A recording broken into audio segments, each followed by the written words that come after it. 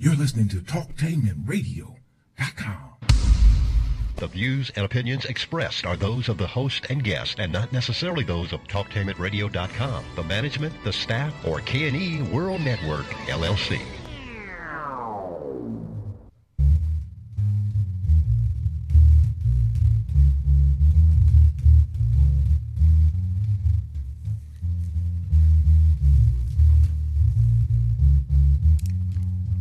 Hello everyone. This is Talk Tamer Radio, where radio should be heard, and this is Stairway to Heaven.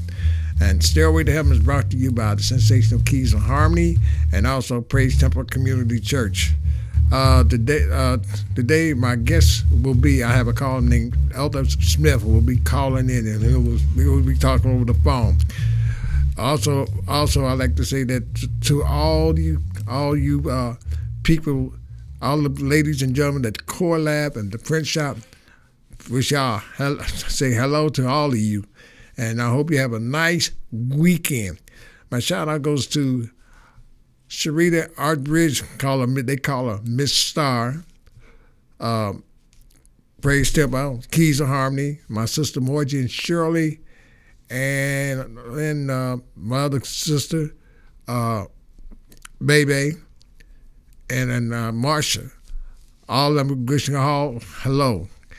And also I like to say that this is just such a the day is the first, and you know what that means. We got to set the clocks back tomorrow. Make sure you set your clock back tomorrow at 2:00. Well, before he called him, say a few things. The Keys of Harmony are getting back together.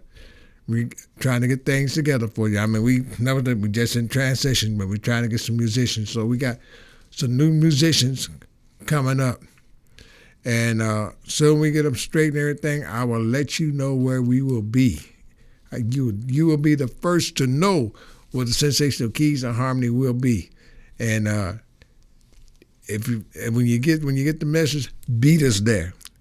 I like to say, before my guest call, say a few words of inspiration. I like to say that sometimes in life that things don't hardly go the way they should with us, and some things do go. All this week or many times I sit back and watch the news and watch how people carry on, how people cry. Even in the movies I see how they act. But, as today's world, seems like nobody cares about nobody else's feelings. What I'm talking about is that this is called Don't Look Down on a Man Unless You're Picking Him Up. I'm bringing it back up. People today are trying to do the best. This is getting near the holiday season. We're getting near the holidays. We got Thanksgiving coming up. We got Christmas and New Year's coming up. But around this time of year, there's a lot of people out there hungry and don't have no place to lay their head or don't know where they're going to lay their head, just walking around all 24/7 every day, 24/7, 24 hours a day, trying to find a spot. And mostly, and this pretty soon, it is going to get cold out there. It's really going to get cold, and some are going to be sleeping in the snow and rain and whatever type of weather they're out there. But some of us begin to look down on them because they don't have what we have, or they don't have the fine things that we got. So they're out there trying to make it survive. They're trying to see what they can get. These are on every corner. And I call these men and women that's out there what the time has forgot. And when they're out there, it seems like they don't have nowhere to go, or no one seems to care about them, or don't want to care, or want to help them. I mean, they're out there begging, trying to get something to eat, or when they get through, they'll back get little bags and they find somewhere to sleep in the woods or anywhere they can to where they lay their little head so they can be rested up. And some of them be out there 24, be up there all night. It's sort of like a day shift or a night shift, some for the day, then some for the night. I have seen each day I go to work, people standing on the corner, especially around up there on Carl and 161, sometime on Morris Road, and anywhere else you probably go, you will see them up there trying to, even in front of the banks. Or sometimes they be trying to, may have they have a sign up, could you help me, they'll work for anything. But still, some of us look down on them like they're a piece of trash or a piece of garbage. But you have to think where you came from and how you got where you are. We have to remember how when we didn't have nothing. You got to remember we had to live with a relative before we got our own place or got a roof on our head or have cars or anything like that. Remember but our situation the situation wasn't as bad as theirs. Some of them out there just voluntarily just out there just to be out there. Some of them doesn't care how they survive. They'll survive any way that they can survive. But when you look down on them, you got to think down and think about yourself, how they look down on you. Think about the things that you had to do to get where you came from. Also, you have to find out that most of the time we had to take a chance of going to work, coming home, or wondering where I'm going to, when I'm going to get my apartment, when I'm going to get started, and stuff like this. Because all of us need to try to help somebody somewhere. When you see when a person is down on their luck, and some of them are trying to get help, some don't. You got some of them out there that's trying to feed their children, feed themselves, or it may be a man and wife and his daughter out there begging, panhandling, and begging to try to get something to eat. But you got some out there spoiled because you got some out there just out there to get what they're gonna get. I had a friend of mine told me one time he seen one had a sign to help him get something, and he said he went on and got him and said, "Come on, instead of him getting the money for what he needed, he took it to McDonald's and got him a meal, and." Well, he got him a meal and ate, and then he made sure he ate it, and then he walked away. He said, "Lou, sometimes," he said, "where I work, he's a case management where he helped people and do things for people on his job. I'm gonna have Will up here maybe about sometime next year, and I'm gonna let him explain what he does and how he help other people and how he do for other people." But Will told me the people that he has helped, just is not that he helped some of them, and then some just try to ask. He said some of them get kind of a little bothered with them, and also they try to do things that way.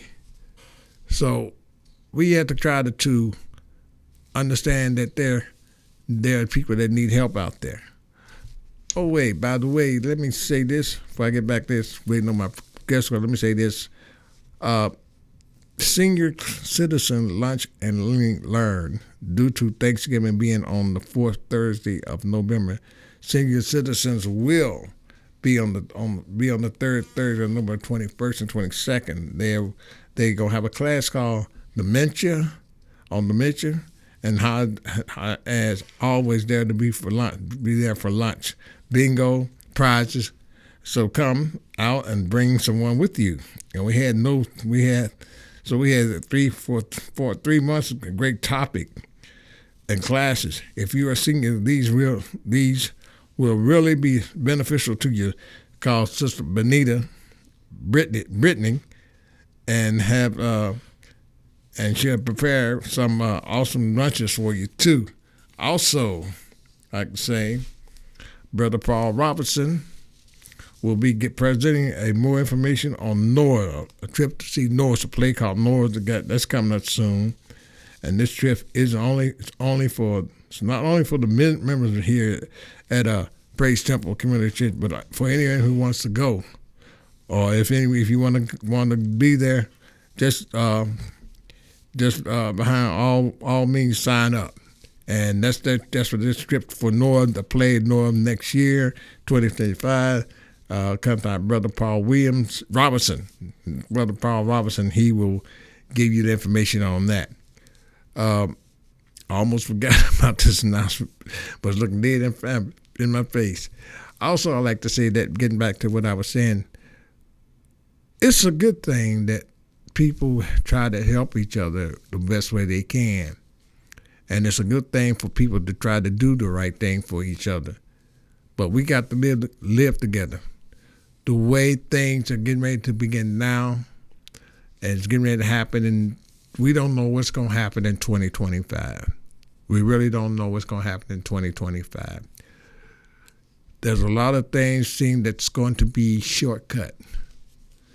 And there's going to be things where it's probably be a way where you can't get nothing. You got to get everything that you can, because for those out there in the streets begging and trying to get away, we don't know, it might be one of us out there trying to do the same thing. But we have to show love for those people. We have to bring them people and show them warm, because they feel that by them being like that, don't nobody want them, or don't nobody want to be with them. Because after they get out there with them, it's like nobody cares. And sometimes they living in the world, seem like nobody think the world don't think nothing of them. And we got to show them love. We got to show them kindness. We got to show them that there is help for them, and people really love them. All the time, sometimes I get to thinking sometimes, why is it like that, or why is they're out there, and this country's supposed to be a big, rich country, and then they go get help so they wouldn't be there. Well, it's not that they don't want, they want the help, or sometimes they can't get the help because certain things happen, or do certain things, they got so many things, red tape they had to go through to get the help. Then you got some counselors out there that, don't want to help them, or turn them down each time. They have to go through a bunch of red tape to get what they want. They got to have this, got to have that thing. You got to have the IDs, your ID, other stuff you got to get so you can help them. And they will work with you on that. But all the time, while those who trying to get the help, get it the hard way, or got to go through something to get what they need. And sometimes those who don't need anything, they'll go up there and get it, and they'll get it at the snap of a finger, because they know how to play them or how to do it. But the honest ones that's trying to need the help, it's harder than the ones that don't need the help. They just know how to talk, and that's it. But people out, we got to show love for people. We got to show them how to love people. God wants us to love each other. Jesus Christ wants us to love each other, and He wants us to be where we can help each other and to show each other love. We cannot be selfish and think about ourselves only, and a lot of us do think of ourselves only.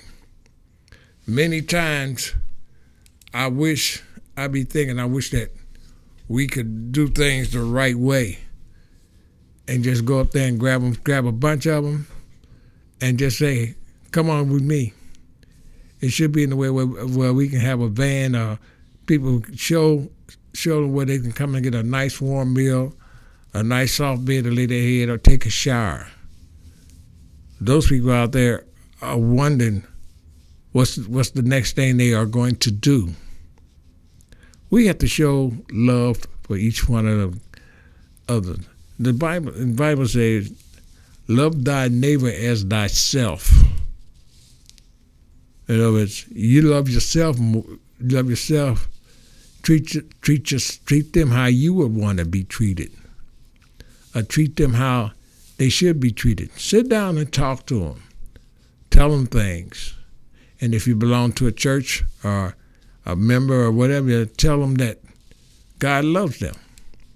Tell them that you know how much that he really cares, that you don't have to be in that situation. You could turn that life around, you turn that challenge around, and you will feel how grateful it is.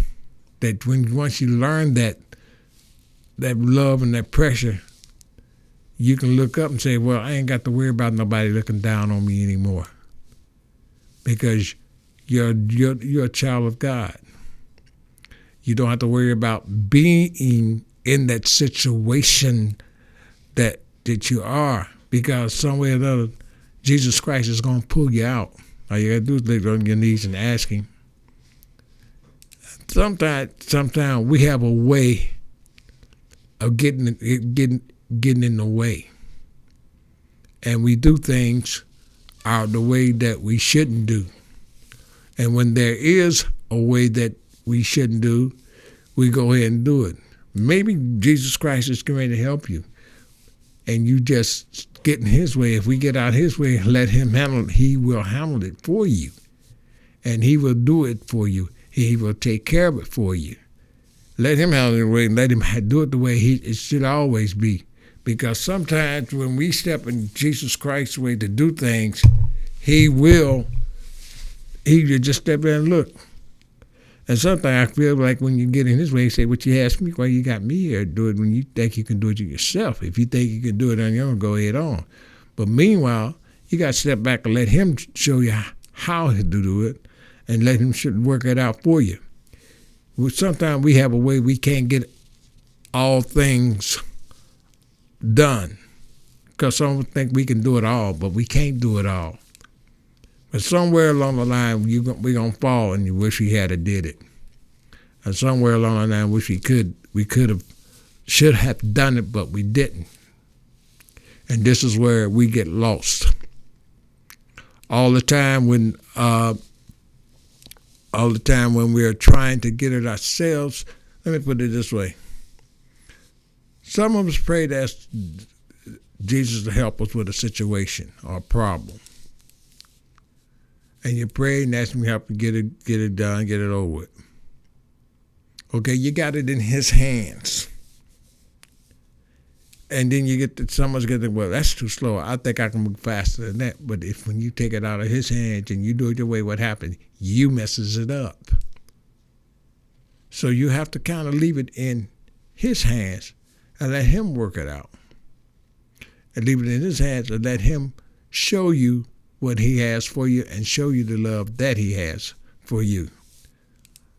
Sometimes I wish, and then when you do that, he'll take care of it. He'll show you the love that he has for and care for you, because he'll always show you the love and interest that he have, and he made the song says he may not come when you want him, but he's on time. He have a set time where he may help you with this. He have a time where he's gonna pull it together. For there are times that there's times that I wish things had came right then and there, but they came. You have to be patient on what you do. You have to be patient on how you do it. We don't have to give ourselves time and wait. Once you ask him, he'll do it, but you have to sit back and be patient when you do it. You have to sit back and be patient how to do it, and you have to be patient when you do it, because all things don't come that quick. It takes time, and it takes effort for it to come. It takes time to get it together, and we need to let things grow and let them get it together each day of our lives. Now, after all has been said and all been done, we don't know how we are going to let our how it's going to turn out. But if we let Jesus handle it, he'll turn it out. He'll fix it the way where it come out in your favor. You can't just say, "Oh, I can't wait no longer. I'm in a hurry." No, it doesn't work that way. You have to be patient. You have to be kind. You have to be gentle, and just do your normal routine. But also wait. You have to wait on things that will happen to come. You're gonna have some people trying to know that you're trying to do what you got to do, make plans, but they always want to ambush you or back ambush you to keep you from getting it. And they always gonna try to get it where you can get it. When this happens, when you got people knowing you're trying to do the best and see what you're trying to do, they're gonna do anything they can to distract you, anything they do to try to keep you from going. You have to try to keep straight on, hold your head up, keep high, and keep walking. This is TalkTamerRadio.com, the way radio should be heard, and this is Stairway to Heaven. And I'm your host, Dr. Bass Claude Smith. And as I say, if some of these commentators or some that I say, just give me a call at 614-817-5588, and I'll try to answer the questions the best I know how. As I said before, and also I like to say that don't forget that Praise Temple's got a trip to play Noah in 2025, and it'll be coming up. If you want to know, my brother Paul Robinson. I don't have his number with me, but when I do, next time I announce it, I will have his phone number, and give him. Or you can call me at 614-817-5588, 614-817-5588, and just leave me a message on the phone, and I will give him your number, and he can call you and tell you all about the trip. Also, I like to say this, that due to Thanksgiving being on the fourth Thursday of November, senior citizens will be on the third Thursday of November 21st at 12 noon. The topic will be on dementia. And as always, there will be lunch, bingo games, prizes. Come on out and bring someone with you. We'll be glad to have you. So for 3 months, it's been great topics. They've been having this for 3 months. They had great topics and classes. If you are a senior, these will really be beneficial to you. Sister Brittany has been preparing some awesome lunch. So if you ain't got nothing to do on November 21st, come on out and listen to the class that they have on dementia. They'll tell you how. There'll be some nurses there to give you classes how it happened. I've been mentioning my brother-in-law James Williams about a few years back. He had caught it, and it's my sister Margie hung in there with him and took care of him the best way she know how. She hung in there with him. She wouldn't even put him in a nursing home. She went to work and came on and took care of that man till the day he passed. So I know a little bit about dementia because it's really cancer of the brain, and it be eating part of your brain. It sometimes has you imagine things and seeing things. So if you want to learn a little more about it, just come out, be out there November 21st, 12 noon, and they will tell you about dementia. Getting back to this, back to my little topic. We are in a way that we have to show about us Christian folks, so people that go to church, and some of those who believe in the Lord Jesus Christ and believe in helping other people. We need to gather all that's out there that are lost. And those who are lost needs help. As the beginning, as it states, we got to love thy neighbor as we love ourselves. And we got to be treated people like we want to be treated. I'm not saying treat them like babies or like a child.